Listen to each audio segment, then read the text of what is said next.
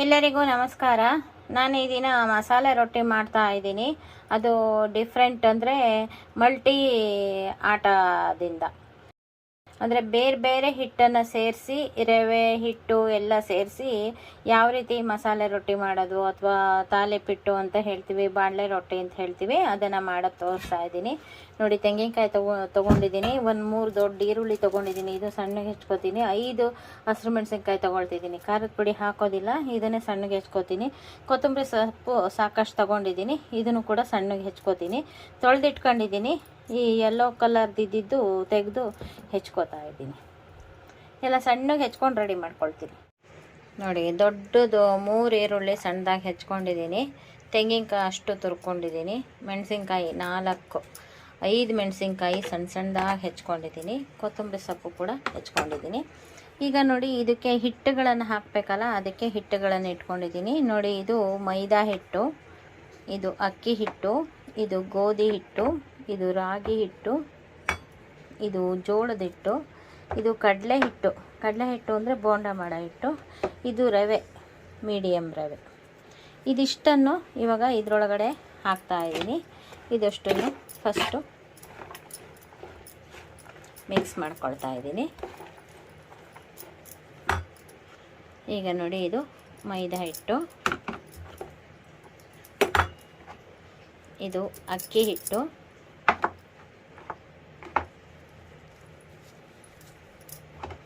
ಇದು ಗೋಧಿ ಹಿಟ್ಟು, ಇದು ರಾಗಿ ಹಿಟ್ಟು ಕೂಡ ಹಾಕ್ತಾ ಇದ್ದೀನಿ. ಇದು ಜೋಳದ ಹಿಟ್ಟು, ಇದು ಕಡಲೆ ಹಿಟ್ಟು ಅಂದರೆ ಬೇಸನ್ ಹಿಟ್ಟು, ಅದ್ರ ಜೊತೆಗೆ ಮೀಡಿಯಮ್ ರವೆ ಹಾಕ್ತಾ ಇದ್ದೀನಿ. ಈಗ ಇದಷ್ಟನ್ನು ಕಲಿಸ್ಕೋಬೇಕಲ್ವಾ. ಇದ್ರ ಜೊತೆಗೆ ನೋಡಿ, ರುಚಿಗೆ ತಕ್ಕಷ್ಟು ಉಪ್ಪು ಮತ್ತು ಎಳ್ಳು ಮತ್ತು ಜೀರಿಗೆ ಇದಿಷ್ಟನ್ನು ಹಾಕ್ತಾ ಇದ್ದೀನಿ. ಫಸ್ಟು ಇದನ್ನೆಲ್ಲ ನೀಟಾಗಿ ಕಲಿಸ್ಕೊಂಡು ಬಿಡ್ತೀನಿ.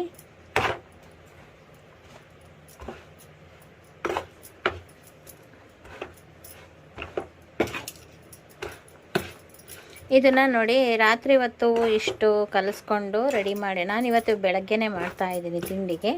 ನೀವು ಬೆಳಗ್ಗೆ ತಿಂಡಿಗೆ ಇಷ್ಟೆಲ್ಲ ಹೆಚ್ಚಿ ಮಾಡಿ ರೆಡಿ ಮಾಡೋದಕ್ಕೆ ಲೇಟ್ ಆಗುತ್ತೆ ಅನ್ನೋದಾದರೆ, ರಾತ್ರಿ ಇಷ್ಟೆಲ್ಲ ಮಾಡಿಕೊಂಡು ನೀರು ಹಾಕಿ ಕಲಿಸ್ಬಾರ್ದು. ಇಷ್ಟು ಕಲಸಿಟ್ಟಿದ್ದೀರಲ್ಲ, ಇದನ್ನು ಏರ್ ಟೈಟ್ ಒಂದು ಕಂಟೈನರಿಗೆ ಹಾಕಿ ಫ್ರಿಜ್ಜಲ್ಲಿ ಇಟ್ಕೊಂಡ್ರೆ ಬೆಳಗ್ಗೆ ಎದ್ದ ತಕ್ಷಣ ನೀರು ಹಾಕೊಂಡು ಕಲಸಿ ಮಾಡಿಬಿಡ್ಬೋದು. ನಾನು ಇವಾಗ ನೋಡಿ, ಇದಿಷ್ಟನ್ನು ಎತ್ತಿಟ್ಕೋತೀನಿ. ಬೆಳಗ್ಗೆ ಮಾಡ್ತಿರೋದಲ್ವ, ಒಂದು ಸ್ವಲ್ಪ ಜಾಸ್ತಿ ಹಗಲಲ್ಲೇ ಹೆಚ್ಚೋದಿರಲ್ಲ ಅಂತ ಒಂದು ಸ್ವಲ್ಪ ಜಾಸ್ತಿ ಮಾಡ್ಕೊಂಡಿದ್ದೀನಿ. ಇಷ್ಟಿಟ್ಟನ್ನು ಇವಾಗ ಕಲಿಸ್ಕೊಳ್ತೀನಿ, ಇಷ್ಟಿಟ್ಟನ್ನು ಎತ್ತಿಟ್ಕೊಳ್ತೀನಿ.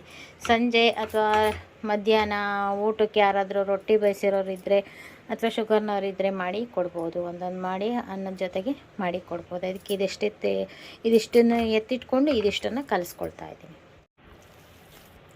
ನೋಡಿ, ಚೆನ್ನಾಗಿ ಮಿದ್ದು ಮೆತ್ತಗಾಗಂಗೆ ನೀಟಾಗಿ ಕಲಿಸಿದ್ದೀನಿ.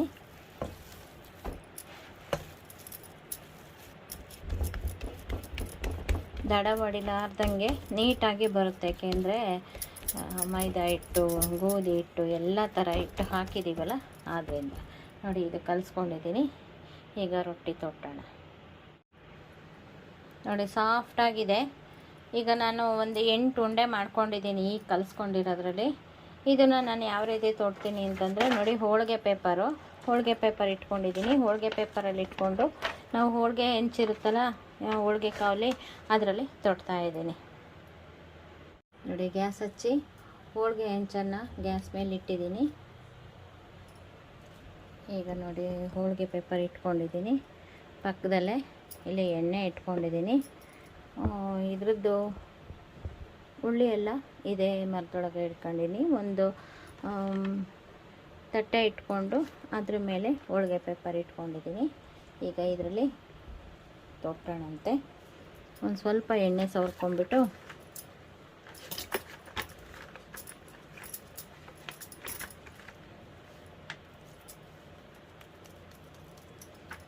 ಒಂದು ಉಳ್ಳಿ ತಗೊಂಡು ನಾವು ಎಷ್ಟು ತೆಳ್ಳಗೆ ಬೇಕಾದ್ರೂ ತೊಟ್ಬೋದು. ತೆಳ್ಳಗೆ ತೊಟ್ಟಿ ಗರಿ ಅನ್ನಂಗೆ ಬೇಕಾದರೂ ಮಾಡ್ಕೋಬೋದು. ಗರಿ ಅನ್ನಂಗೆ ಮಾಡ್ಕೊಂಡ್ರೆ ಒಂದು ಸ್ವಲ್ಪ ಗ್ಯಾಸ್ಟ್ರಿಕ್ ಆಗುತ್ತೆ. ಅದಕ್ಕೆ ಒಂದು ಸ್ವಲ್ಪ ಮಂದವಾಗಿ ತೊಟ್ಟಿ ಒಂದು ಸ್ವಲ್ಪ ಮೆದುವಾಗಿರೋ ಹಾಗೆ ಬೇಯಿಸ್ಕೊಳ್ಳೋಣ. ಇಲ್ಲ ಮಕ್ಕಳು ಕೇಳಿದರೆ ಗರಿ ಗರಿ ಅನ್ನಂಗೆ ಬೇಯಿಸಿ ಕೊಡ್ಬೋದು. ಯಾವ ರೀತಿ ಅನುಕೂಲ ಆಗುತ್ತೋ ನಿಮಗೆ ಆ ರೀತಿ ಮಾಡ್ಕೋಬೋದು.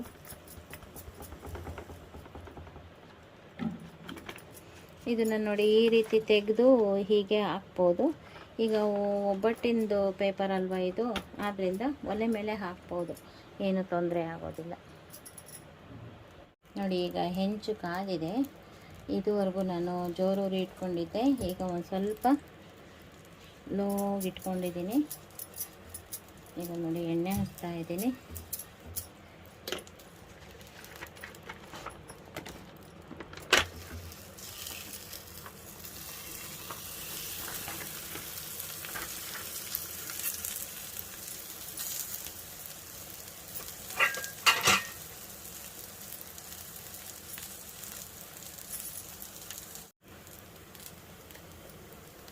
ನೋಡಿ ಇದಕ್ಕೆ ಬೇಕು ಅಂದರೆ ಒಂದು ಸ್ವಲ್ಪ ಮೇಲೆ ಎಣ್ಣೆ ಸವರ್ಬಿಟ್ಟು ಮುಚ್ಚಿ ಬೇಯಿಸೋಣ.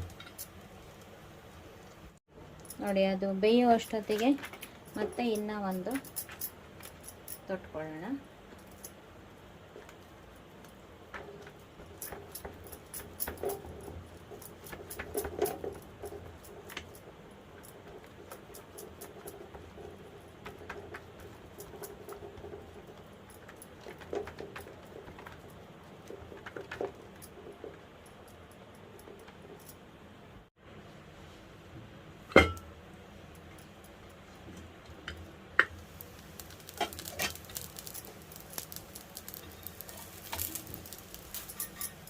ನೋಡಿ ಚೆನ್ನಾಗಿ ಬೆಂದಿದೆ. ಇದನ್ನು ಜೋರೂರಿ ಇಟ್ಕೋಬಾರ್ದು. ಜೋರೂರಿ ಇಟ್ಕೊಂಡ್ರೆ ಫುಲ್ಲು ಬ್ಲ್ಯಾಕ್ ಆಗಿಬಿಡುತ್ತೆ. ಈ ಥರ ರೋಸ್ಟ್ ಬರೋದಕ್ಕೆ ಈ ರೀತಿ ಇಟ್ಕೊಂಡ್ರೆ ಚೆನ್ನಾಗಿರುತ್ತೆ. ಸಖತ್ತಾಗಿ ಬಂತು. ಇದನ್ನೇನು ಮುಚ್ಚೋದು ಬೇಡ. ಮತ್ತು ಇದನ್ನು ಚೆನ್ನಾಗಿ ಬೇಯಿಸ್ಕೊಂಡು ಈಗ ಇನ್ನೊಂದು ತೊಟ್ಟಿದ್ದೀನಲ್ಲ ಅದನ್ನು ಮತ್ತೆ ಹಾಕ್ಬಿಟ್ರೆ ಆಯಿತು.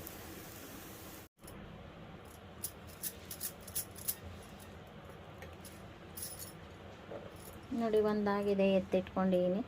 ಎಷ್ಟು ಚೆನ್ನಾಗಿ ಬಂದಿದೆ ನೋಡಿ, ಸಖತ್ತಾಗಿ ಬಂದಿದೆ. ಈಗ ಇದನ್ನು ತೊಟ್ಟಿದ್ದೀನಿ.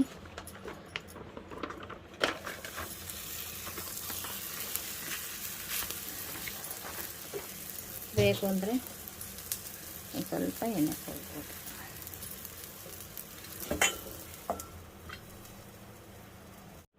ನೋಡಿ ಅದು ಬೇಯುವಷ್ಟೊತ್ತಿಗೆ ಮತ್ತೆ ಇನ್ನೂ ಒಂದು ತೊಟ್ಕೊಳ್ಳೋಣ.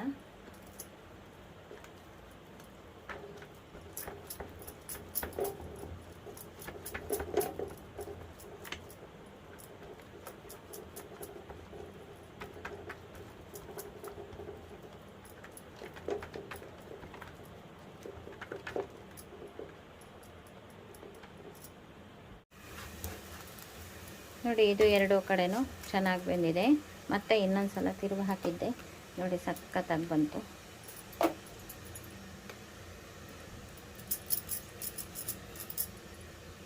ಇದು ಬೆಳಗ್ಗೆ ತೊಟ್ಟಿದ್ದು ಮಧ್ಯಾಹ್ನ ಊಟಕ್ಕೆ ಇಟ್ಕೊಂಡ್ರೂ ಮೆತ್ತಗೆ ಚೆನ್ನಾಗಿರುತ್ತೆ. ಹಾರ್ಡ್ ಆಗೋದಿಲ್ಲ, ಎಟ್ಟಿ ಆಗೋದಿಲ್ಲ, ಕಟ್ಟಿ ಅನ್ನೋಂಗಿಲ್ಲ. ಅಷ್ಟು ಚೆನ್ನಾಗಿ ಬರುತ್ತೆ, ತುಂಬ ಚೆನ್ನಾಗಿರುತ್ತೆ. ಅನ್ನದ ಜೊತೆಗೆ ಒಂದೊಂದು ರೊಟ್ಟಿನ ತಿನ್ನೋದಕ್ಕೆ ಮಾಡಿಕೊಂಡು ಇಟ್ಕೋಬೋದು. ನೋಡಿ ಇದು ಹೋಳಿಗೆ ಪೇಪರು ಅಮೆಝಾನಲ್ಲೇ ತರಿಸಿದ್ದು. ಇದು ತುಂಬ ವರ್ಷ, 15 ವರ್ಷದ ತನಕ ಬಳಸ್ಬೋದು. ಈ ಥರದ್ದು ಒಂದು ಪ್ಯಾಕಲ್ಲಿ 2 ಇರುತ್ತೆ. ಸಖತ್ತಾಗಿರುತ್ತೆ ನೋಡಿ. ಒಂದು ಸ್ವಲ್ಪನೂ ಅಂಟೋದಿಲ್ಲ, ಏನೂ ಆಗೋದಿಲ್ಲ, ಸಖತ್ತಾಗಿರುತ್ತೆ. ಈ ಥರದ್ದು ಪೇಪರ್ ನಾನು ಮೊನ್ನೆ ಇದೇ ಫಸ್ಟು ಬಳಸ್ತಾ ಇರೋದು. 2 ಪೇಪರ್ ಇದೆ. ಒಂದಿನಕ್ಕೆ 20 ಸಲ ಇದನ್ನು ಬಳಸ್ಬೋದು. ವರ್ಷ ಇಡೀ ಒಂದು ದಿನಕ್ಕೆ 20 ಸಲ ಅಂತ ಬಳಸಿದ್ರೂ ಕೂಡ 15 ವರ್ಷ ಬಳಸ್ಬೋದಂತೆ ಈ ಪೇಪರ್. ಅಷ್ಟು ಚೆನ್ನಾಗಿದೆ.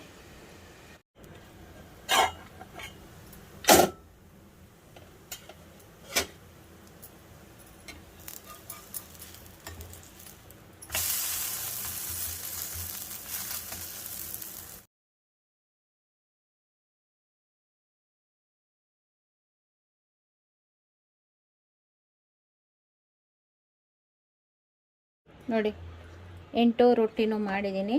ಏನು ಸಖತ್ತಾಗಿ ಬಂದಿದೆ ಗೊತ್ತಾ. ನಾವು ಮಧ್ಯಾಹ್ನ ಊಟಕ್ಕೆ ಬೇಕಾದರೂ ತಿಂಡಿ ಟೈಮಲ್ಲಿ ಮಾಡಿಟ್ಕೊಂಡ್ರೆ ಊಟಕ್ಕೆ ಬೇಕಾದರೂ ಒಂದೊಂದು ತಿನ್ಕೋಬೋದು ಅನ್ನದ ಜೊತೆಗೆ. ಗರಿ ಗರಿ ಅನ್ನಂಗೂ ಆಗುತ್ತೆ, ಗರಿ ಗರಿ ಅನ್ನಂಗೆ ಮಾಡ್ಕೊಂಡ್ರೆ. ಮತ್ತು ಊಟದ ಟೈಮಿಗೆ ಇಟ್ಟರೆ ಎಟ್ಟೆ ಆಗೋದಿಲ್ಲ, ಗಟ್ಟಿ ಆಗೋದಿಲ್ಲ, ಚೆನ್ನಾಗಾಗುತ್ತೆ, ಸಖತ್ತಾಗಿರುತ್ತೆ ನೋಡಿ. ಇದಕ್ಕೆ ಖಾರದ ಚಟ್ನಿ ಮತ್ತು ತುಪ್ಪ ಹಾಕ್ಕೊಂಡು ತಿಂತಾಯಿದ್ರೆ ಸಖತ್ತಾಗಿರುತ್ತೆ. ಒಬ್ಬಟ್ಟಿನ ಥರನೇ ತುಪ್ಪ ಹಾಕ್ಕೊಂಡು ತಿಂತಾಯಿದ್ರೆ ಸಖತ್ತಾಗಿರುತ್ತೆ ನೋಡಿ. ಎಷ್ಟು ಚೆನ್ನಾಗಿದೆ, ಎಲ್ಲ ಥರದ್ದು ಇಟ್ಟು ಹೆಲ್ದಿಯಾಗಿರುತ್ತೆ ರೊಟ್ಟಿ ನೋಡಿ. ಈ ವಿಡಿಯೋ ನಿಮಗೂ ಇಷ್ಟ ಆಗಿದ್ದರೆ ಲೈಕ್ ಮಾಡಿ, ಶೇರ್ ಮಾಡಿ, ಮತ್ತು ನಮ್ಮ ಚಾನಲ್ಗೆ ಇದುವರೆಗೂ ಸಬ್ಸ್ಕ್ರೈಬ್ ಆಗಿಲ್ಲ ಅಂದರೆ ಈ ಕ್ಷಣದಿಂದ ಸಬ್ಸ್ಕ್ರೈಬ್ ಆದರೆ ನಿಮ್ಮ ದಿನನಿತ್ಯದ ಅನುಕೂಲಕ್ಕೆ ಬರುವಂತಹ ವಿಡಿಯೋಗಳನ್ನೇ ನಾನು ಮಾಡ್ತಾ ಇರ್ತೀನಿ. Thank you for watching.